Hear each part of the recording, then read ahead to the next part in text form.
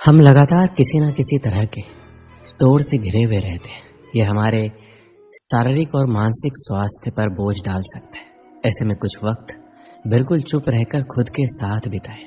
यह आपके स्वास्थ्य के लिए फायदेमंद है। क्या हम हर समय शोर शराबे के बीच नहीं रहते? लगातार लोगों की बकबक, बाहर गाड़ियों का शोर, तेज म्यूजिक की आवाज, ये सब हमारे तनाव का कारण है और हमारी नींद को बाधित करते हैं। मगर क्या हम कुछ देर के लिए इन सबसे दूर नहीं रह सकते? जी हाँ, हम खुद के साथ वक्त बिताकर और कुछ देर सिर्फ अपने विचारों के साथ शांति का आनंद ले सकते हैं। इंसान के सभी दुखों का कारण बोलना ही है, क्योंकि आवश्यकता से अधिक बोलना ही दुखों का कारण बनता है। इसलिए कम बोले, सटीक बोले, मधुर बोले और सबसे जरूरी जितनी आवश्यकता हो उतना ही बोले।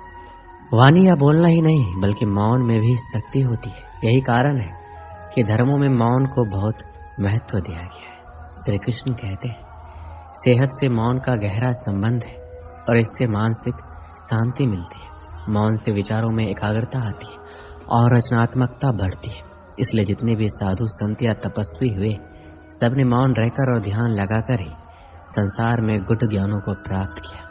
हमारे जीवन में एक नहीं बल्कि बहुत सारे दुखों का कारण बोलना ही है, क्योंकि हमारी समस्या यही है कि हम चुप नहीं रह सकते, हमेशा कुछ न कुछ बोलते ही रहते हैं। और आपके बोलने के कारण ही आधे से ज़्यादा दुख निर्मित होते हैं। परिवार में कलह कलेश का कारण भी हमारा बोलना ही होता है।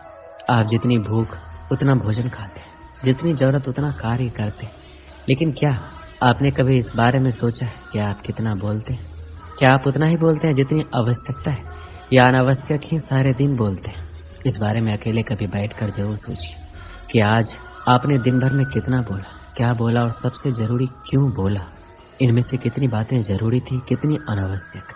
मनुष्य की प्रवृत्ति ऐसी है कि अपने मन में चल रही बातों को दूसरों को सुनाना चाहता है और दूसरा भी आपके साथ ठीक वही काम करता है। ये बातें किसी अन्य या तीसरे व्यक्ति से संबंधित हो तो सुनने सुनाने का काम और दिलचस्पी से होता है। आप फिर जब कभी बैठते हैं तो इन बातों को फिर से दोहराया जाएगा और फिर इन्हीं बातों पर विचार करेंगे। ये सुनने सुनाने का माहौल जीवन भर चलता रहता है और इस तरह से आप खो देते हैं अपना समय, अपना जीवन, अपनी सोच समझ और वो कीमती पल जिसमें जिया जा सकता है, जिसमें आनंद प्राप्त किया जा सकता है। इसलिए इस सुनने सुनाने के माहौल से बाहर निकलिए। जब तक हम बाहर की ओर बोलते रहेंगे, हमारे भीतर अशांति रहेगी। जिस दिन हम मन से चुप हो जाएंगे, तब बाहर हमारे मुख से कुछ भी निकले, हम शांत ही रहेंगे। दुनिया में जितनी बुराइयां हैं, परिवार में कलेश है, पति पत्नी में विवाद है, सब बोलने के कारण ही होते हैं। हम चुप रहना नहीं चाहते, हमेशा सुना देना चाहते हैं, लेकिन व्यर्थ का बोलना ऊर्जा का नष्ट होना है। इसलिए जितने भी बुद्धत्व साधु और संत हुए, वे एकांत की ओर गए, क्योंकि उन्हें अधिक बोलना ना पड़े और अधिक सुनना ना पड़े। लेकिन आप इस संसार में रहकर भी एकांत रह सकते हैं। इसके लिए आपको उन ऊर्जाओं को बचाना होगा जिसे आप व्यर्थ के शब्दों में नष्ट कर देते हैं। इसलिए उतना ही बोले जितना जरूरी हो।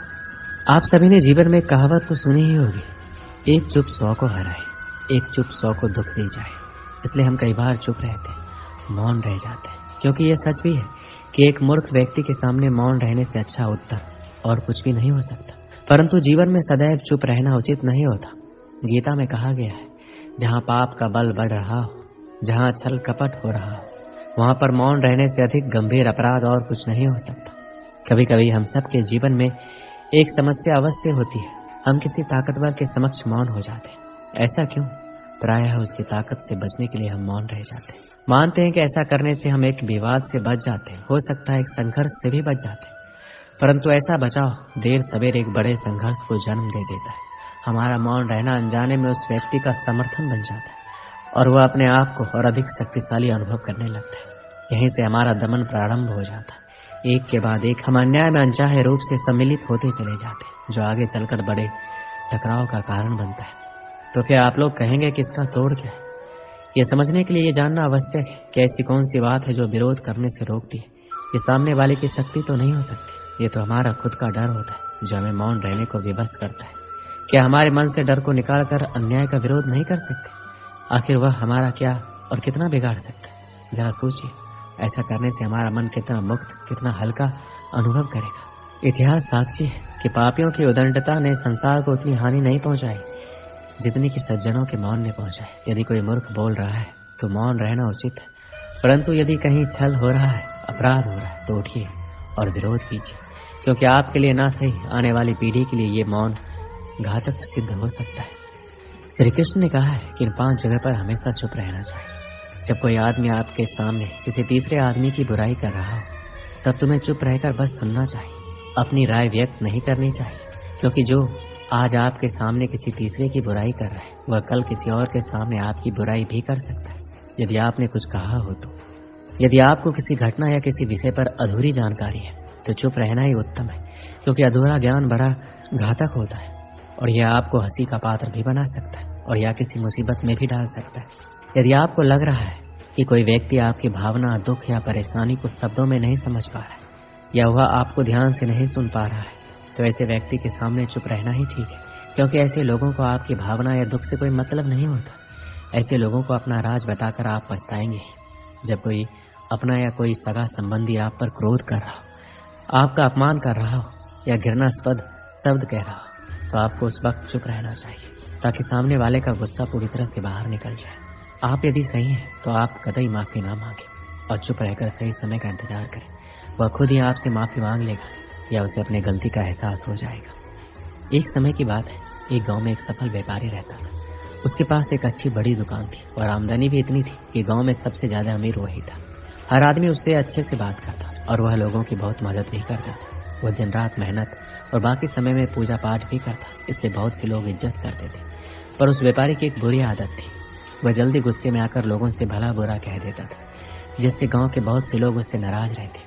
और जब वह नाराज लोगों को मनाने जाता तो वो लोग नहीं मानते, तो उसको और गुस्सा आ जाता, वह उसको और बुरा भला कह देता। फिर बाद में व्यापारी को बहुत बुरा लगता। एक बार गांव में एक बहुत ही ज्ञानी संत आए। कुछ ही दिनों में दूर दूर तक उनके ज्ञान के चर्चे होने लगे। यह बात व्यापारी तक पहुंची। वह दौड़कर संत से मिलने पहुंचा। व्यापारी ने संत की बहुत सेवा की और अपनी सारी समस्या बताई।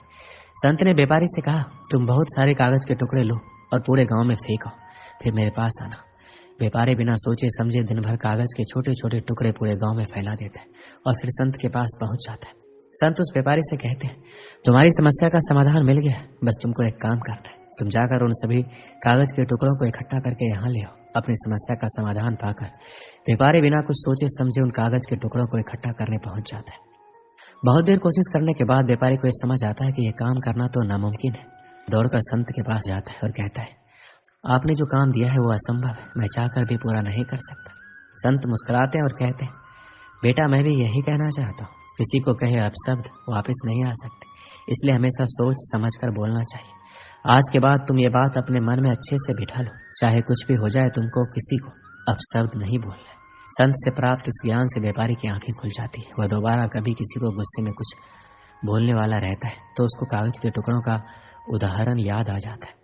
इस कहानी से हमें क्या सीख मिलती है कि कितनी भी मुश्किल क्यों ना हो, हमें किसी को अपशब्द नहीं बोलने चाहिए, क्योंकि अपशब्द से हुए नुकसान की भरपाई करना संभव नहीं है और किसी को गलत शब्दों से ठेस नहीं पहुंचाना चाहिए।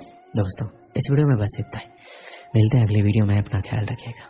जय श्री कृष्ण।